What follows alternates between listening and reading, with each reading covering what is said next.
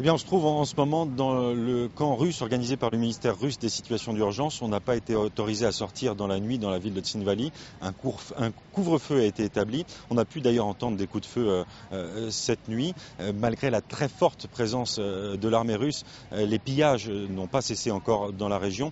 La ville en elle-même a été très fortement touchée. Il y a des quartiers qui sont réduits en cendres. On ne sait pas combien de personnes sont mortes. Personne n'est capable de nous donner un chiffre exact. Il reste encore aujourd'hui des corps qui n'ont pas été enterrés, qui sont pas dans le centre de Trinvali, mais dans la périphérie. Et en ce moment, les familles d'Osset, certaines familles d'Osset, organisent de véritables funérailles pour leurs parents qu'elles ont enterrés trop vite pendant les bombardements. Alors Moscou et Tbilissi se sont mutuellement accusés de nettoyage ethnique, de génocide. Est-ce qu'il reste des Géorgiens par exemple en Ossétie du Sud ?